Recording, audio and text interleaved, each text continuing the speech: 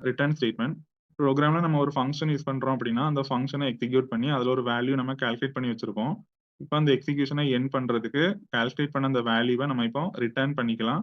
Using this return statement அந்த ஃபங்ஷன நம்ம எங்க கால் பண்ணியிருக்கோமோ, அந்த இடத்துக்கு வேல்யூவ வந்து ரிட்டர்ன் பண்ணிக்கலாம்.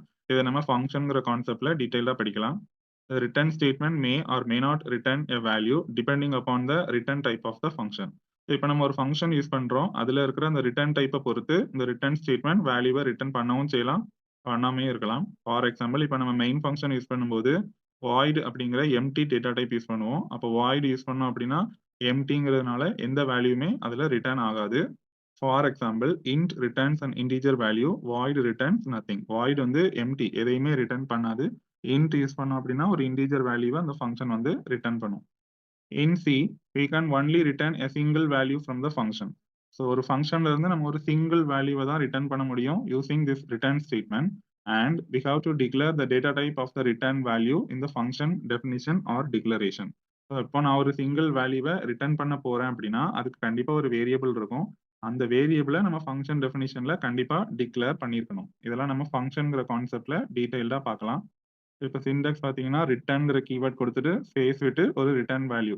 எந்த வேரியபிள்ல வேல்யூ இருக்கோ அந்த வேரியபிள நம்ம இந்த ரிட்டர்ன் ஸ்டேட்மெண்ட் பக்கத்துல கொடுத்தோம் அப்படின்னா அந்த வேல்யூ வந்து டைரக்டா ஜம்ப் ஆகி ஃபங்க்ஷனை எங்க கால் பண்ணியிருக்கோமோ அங்க போய் ரிட்டர்ன் ஆகும். இது ஒரு எக்ஸாம்பிள். இப்போ மெயின் ஃபங்க்ஷன் பார்க்கலாம். மெயின் ஃபங்க்ஷனுக்குள்ள நான் இன்கிரிமெண்ட் அப்படின்னு ஒரு ஃபங்க்ஷனை இப்போ கால் பண்றேன். இப்போ இன்கிரிமெண்ட்ங்கிற ஃபங்க்ஷனை கால் பண்ண உடனே ஃபங்க்ஷன் டெஃபினிஷனுக்கு போகும். மேலே எழுதியிருக்கிறது தான் ஃபங்க்ஷன் டெஃபினிஷன். நான் அதுக்குள்ள உள்ள ஸ்டேட்மெண்ட் பிளாக்லாம் எக்ஸிக்யூட் பண்ணி முடிச்சதுக்கு அப்புறமா ரிட்டர்ன் நம் அப்படின்னு கொடுத்துருக்கு. இப்போ நம் அப்படிங்கிற அந்த வேல்யூவை நம்ம இப்போ ரிட்டர்ன் பண்றோம்.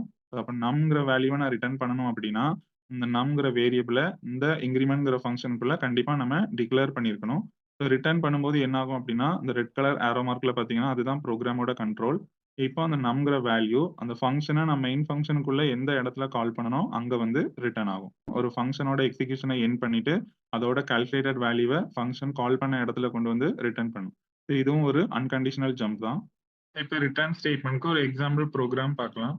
என்டர் 2 நம்பர்ஸ் அப்படிங்கிற டெக்ஸ்ட் இப்போ டிஸ்பிளே இருக்கு. நான் இப்போ 2 நம்பரை இன்புட் கொடுக்குறேன்.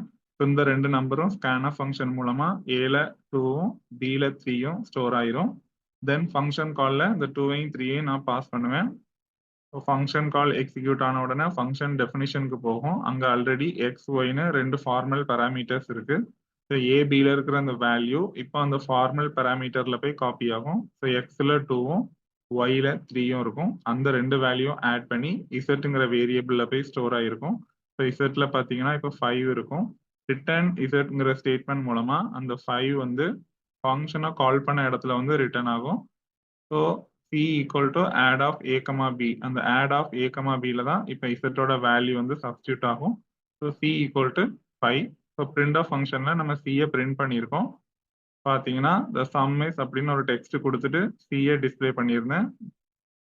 அதுதான் இப்போ அவுட்புட்ல நமக்கு பிரிண்ட் ஆயிருக்கு. Some is 5. ஸோ இந்த மாதிரி ஃபங்க்ஷன் யூஸ் பண்ணும்போது ரிட்டர்ன் ஸ்டேட்மெண்ட் வந்து நம்ம யூஸ் பண்ணி கண்ட்ரோலை வந்து ஒரு லைன்ல இருந்து இன்னொரு லைனுக்கு நம்ம ட்ரான்ஸ்ஃபர் பண்ணிக்கலாம்.